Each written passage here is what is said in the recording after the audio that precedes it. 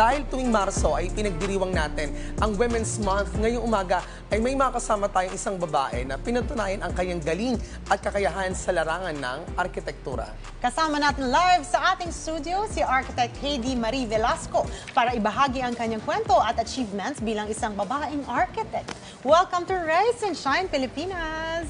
Thank you so much, Chi and Fifi. Alright, Miss Kaydee, Architect, kwentuhan mo naman kami ng iyong woman career life. Kumusta ang buhay bilang isang babaeng arkitekto? Actually, ever since I was young, sobrang aggressive na ako with what I do. So, my dad and my mom was really supportive of me, and then they really pushed me to be the best, and they wanted me to be the best na wag aasa sa ibang tao, kundi sa sarili ko lang. So, that actually gave me the strength to reach where I am now. Okay. Yeah. Alam mo, ewan ko kung chismis lamang ito, pero nabalitaan ko daw, bata pa lamang, may sarili na siyang opisina. Oh, wow. Yes Really? Oo, grabe, ang galing, di ba? Ang galing na magulang niya, no? For even thinking that way. Okay. Oo, tsaka na-instill agad sa kanya yung ganong klaseng value, and now, Architect Kaydee. Exactly. Well, napaka-impressive po ng inyong career and achievement. Baka maaaring share mo sa amin, ano ba mga struggles na naranasan mo? I'm sure hindi naman ganun kadali itong path na pinasok nyo, no? But yun na nga, anong most memorable struggle o challenge na naranasan mo dito sa iyong karera? Actually, nung high school ako, kami one of the first girls in Ateneo during that time in the province. So, aanim lang kami in one class. So, there's already a challenge between having a very small amount or small group of women compared to the male. So, when I started architecture, it's also the same. It's a male-dominated industry. But you need to have a good foundation. Okay. So, I wanted to have an experience in a top firm. So, that's why I was able to be employed in a top firm. And at the age of 23, actually at the age of, 23, I was the youngest associate architect in that big firm. So, there were a lot of potential clients already. So, I created my own firm later that year at still the age of 23. Okay. Well, what do you think is the most rewarding part bilang isang architect? Especially for a woman dahil mostly when we say architect, madalas aside from, well, it's dominated by men. In a way, patriarchal yung approach dito eh. You have to show them that you can. Okay. Yeah, so, as a woman, there are a lot of eyes on you, especially that in some cases, there are still inequality. So as a woman, and I want to share with other women as well, other women architects, you have to be strong and you have to be sure about what you really want. But of course, you have to back it up by facts. You need to have the knowledge, you need to have the skills. The wisdom. Yeah, so how can you actually put yourself up there if you're not backed up by those skills? So have an edge among the rest.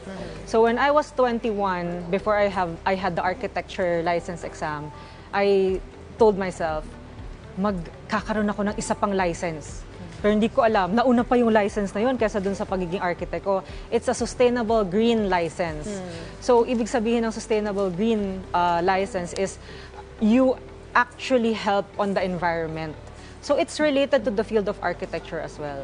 So, at the age of 21, I had that license. 23, I became an architect. And then, everything was smooth because I had that edge for sustainability. And sustainability is actually not just a trend. It has to be done in the entire world right With now. a purpose. May pangatlong license, ma'am. Driver's license. Pero in line with what you said, no, architect, you are an advocate nga of green development and business resiliency. Could you tell us more about this? Okay. For green architecture, they think it's expensive, they think it's hard to do, but there are a lot of ways to actually design and build it. You need to enhance the natural ways of doing it. So natural lighting, passive cooling, use of natural and indigenous materials, those are just some of the things. Medyo technical, pero those are some of the things that can actually help us. Kasi when you plan a house, syempre, gandahan mo na, buksan mo na yung windows, papasukin mo na yung ilaw sa loob ng bahay mo. And it's not just a box that we're doing, right? We have to live there. And with commercial, it's also the same. We want to live, work, shop, dine, play in a community. So I want to strengthen housing. In the industries of real estate, there are a lot, commercial, industrial, tourism, but I really wanted to focus on housing because we have 6 million backlog of housing right now. And it's good we have the 4PH program of the current administration. So with the 4PH program, it's not just giving houses to the people. You need to create community. You need to create commercial developments where they can also be self-sustaining. So resiliency is not just about being sustainable, not just creating more houses. It's also about how you can merge and how you can be self-sustained within the environment para hindi ka nalalayo sa place na considering the Ang ganda ng resources na meron yung Pilipinas, di ba? It's a matter also of taking advantage of these resources, making it more useful, sustainable, and vital sa mga taong titira dito, di ba? Well, since napag-usapan natin itong sustainable and green development, gaano ba ito ka-importante? At ano ba yung social environmental impacts sa maaring madulot ng mga ito? Okay, to give you a background, the World Green Building Organization and ADB is actually giving a fund for the entire world if you do green and sustainable development. In fact, there are a lot of tax incentives just to push green and sustainable developments. So 10% to 15% tax rebates on realty property tax, I think that's in Quezon City, and they're doing it in Mandaue now. I hope all the LGUs can actually do that so they can help all the businesses as well to create more green and sustainable projects. Alright.